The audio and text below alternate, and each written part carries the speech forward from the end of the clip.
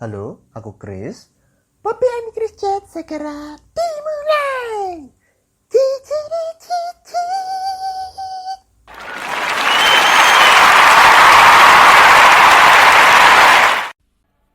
Selamat datang di Motivasi hari ini. Segmen yang akan membuat kamu lebih termotivasi, terinspirasi, dan lebih semangat menjalani hari-hari kamu. Semoga kamu selalu sehat dan tetap semangat ya. Kita mulai dengan quote of the day yang akan dibacakan oleh Chris. I'm confident because I can admit who I am, what I have done, and love myself for who I have become. Dari lifehack.com. Sobat Boci percaya diri karena Sobat Boci mengakui diri Sobat Boci, apa yang sudah dilakukan dan mencintai diri apa adanya. Maaf kalau episode kali ini agak telat rilis dari biasanya. Aku mau kasih pemberitahuan dulu kalau kemungkinan episode-episode baru dalam 2 minggu ke depan juga agak telat sih, agak molor. Bulan ini cukup banyak aktivitasku. Selain mengerjakan proyek yang kemarin aku bahas di episode sebelumnya, udah jalan minggu ini. Aku juga sibuk karena ada ikut pelatihan. Ada yang tatap muka, ada juga yang online. Tapi aku bilang begini maksudnya bukan kasih alasan ya untuk menunda buat episode baru. Jadi aku akan tetap berusaha buat episode baru. Hanya antisipasi saja kalau misal molornya itu bisa kebangetan gitu. Terakhir molor itu karena stres kemana loh itu. Ayo kembali ke pembahasan kali ini, Chris. Pastinya Sobat Boci sudah tidak sabar mau dengar episode kali ini. Oke, kali ini topik pembahasannya muncul dari request teman Rehat. Bagi yang belum tahu, Rehat itu singkatannya dari Ruang Enak Curhat. Jadi, udah jalan minggu lalu, aku buka room untuk curhat dan dengar curhat di aplikasi Clubhouse. Bagi yang mau join, linknya aku taruh di deskripsi. Bisa diklik, nanti bisa join di situ. Sebenarnya request dari teman Rehat itu lebih tepatnya tentang bagaimana cara untuk berani ngomong di depan orang, atau istilahnya itu public speaking. Nah, sebelum ini aku juga pernah kepikiran untuk bagi soal teknik public speaking di podcast, karena aku juga pernah ambil kelas online public speaking, salah satunya juga untuk belajar ngomong lebih baik di podcast ini. Jadi untuk melatih bagaimana cara ngomongku lebih baik di podcast. Tapi karena pembahasannya terlalu sempit kalau hanya membahas public speaking, jadi aku perluas sedikit, aku kaitkan dengan percaya diri di episode kali ini. Percaya diri diperlukan dalam banyak situasi. Salah satunya yang disebutkan saat kita bicara di depan publik. Percaya diri ini bisa lebih luas lagi aplikasinya sebenarnya di hubungan personal. Contoh saat Sobat Boci mau mengajukan promosi ke atasan dalam pekerjaan dan mengakui kesalahan Sobat Boci kepada seseorang. Nah, dari contoh-contoh tadi dibutuhkan rasa percaya diri. Karena kalau Sobat Boci kurang pede saat menyampaikan, maka ya tekadnya atau kesungguhannya tidak kelihatan atau malah dipikir main-main begitu. Atau cuma bergurau saja. Lawan dari percaya diri adalah rendah diri. Jadi ini beda ya dengan rendah hati. Kalau rendah hati itu mengarah kepada tidak sombong, tidak membesar-besarkan prestasi atau pencapaian supaya orang lain memuji. Rendah diri itu sifat yang merasa segala sesuatu dirasa kurang. Minder, lalu cenderung tidak mau mengambil inisiatif karena takut salah. Rendah diri ini juga bisa disebut sombong atau tinggi hati yang terbalik. Mungkin ada yang pernah dengar ya. Maksudnya membesar-besarkan ketidakmampuan atau kelemahan diri sendiri. Ini cukup berbahaya karena rasa minder ini membatasi kemampuan atau potensi Sobat Boci. Seharusnya bisa lebih baik, tapi ternyata tidak karena merasa diri kurang.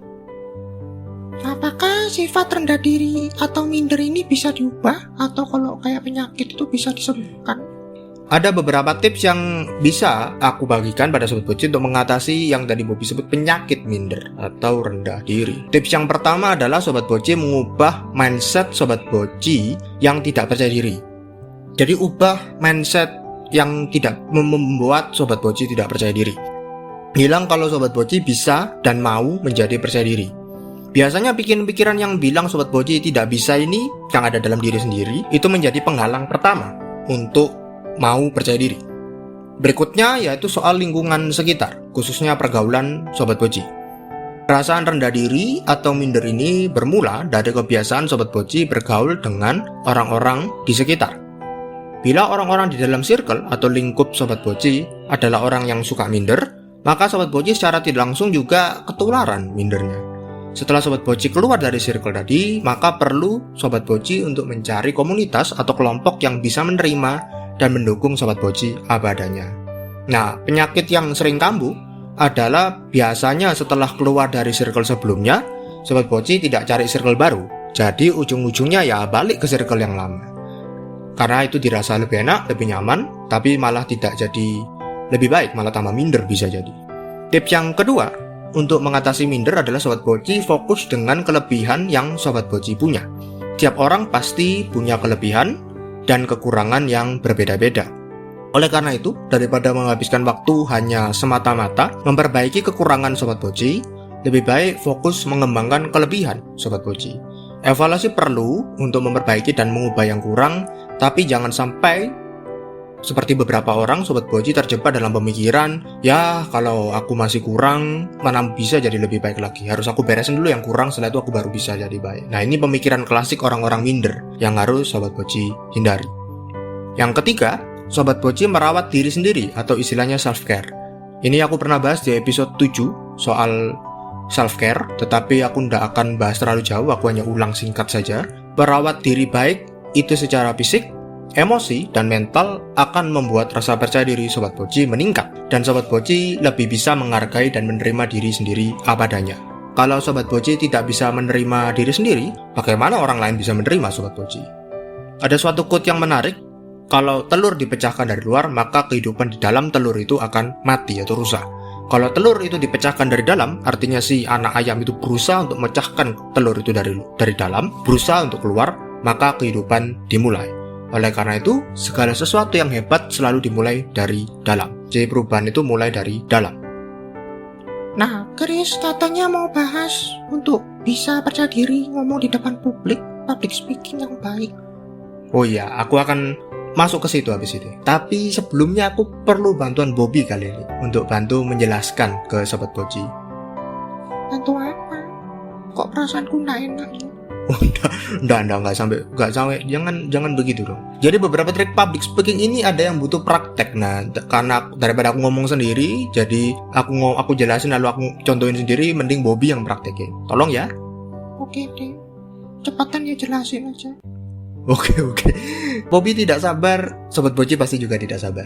Trik yang pertama, ini Bobby tidak usah praktekan karena soal penampilan. Ini podcast tak mungkin nunjukin bagaimana. Jadi aku jelasin aja. Percaya diri untuk berbicara di depan orang dimulai dari penampilan yang baik. Jadi berpakaian yang baik, berikan penampilan terbaik saat ingin menyampaikan sesuatu. Memakai baju yang rapi, sopan misalnya. Merapikan rambut dan aksesoris kecil lainnya, seperti kalau cowok itu, kalau formal itu pakai dasi, itu aksesoris salah satu. Kalau cewek itu anting-anting barangkali. Nggak kurang tahu sih gimana. Pokoknya merapikan hal-hal kecil juga perlu. Yang penting berikutnya adalah postur tubuh. Posisikan tubuh tegap saat berbicara, menatap mata lawan bicara. Kalau memang tidak berani, mungkin kalau lawan bicaranya terlalu serem ya gitu. Jadi lihat dahinya saja. Jadi itu seolah-olah lihat mata, tapi sebenarnya lihat dahi. Lalu berikan senyuman yang tidak berlebihan. Jadi senyum sewajarnya saja. Orang biasanya akan lebih mudah welcome, lebih mudah terima kalau kita kasih senyum. Nah, trik yang kedua ini tentang intonasi. Pastikan artikulasi Sobat Boci atau pengucapan Sobat Boci itu jelas untuk perkataannya dan tidak menggumam atau gremeng kalau bahasa Jawa ya. Ada caranya untuk melatih ini. Nah, ini dipraktekkan Bobby. Caranya adalah Sobat Boci bisa bilang 1 biru, 2 biru sampai nanti 10 biru secara lantang dan cepat. Cara yang kedua adalah mendesis, bilang s sama brr masing-masing selama 5 detik lalu diulang 3 kali. Coba kita dengarkan bagaimana Bobby mempraktekannya. 1 biru sampai 2 biru, 1 biru sampai 10 biru. Oke. 1, 2, 3. 1 biru, 2 biru, 3 biru, 4 biru, 5 biru, 6 biru, 7 biru, 8 biru, 9 biru, 10 biru. Nah, bisa kan? Iya. Bagus. Oke. Jadi caranya seperti itu. Dicepatkan lalu nanti supaya setiap katanya nanti jelas. Nah, yang berikutnya Bobby sama ber tadi. Oke. Jangan ketawa ya Sobat Boci.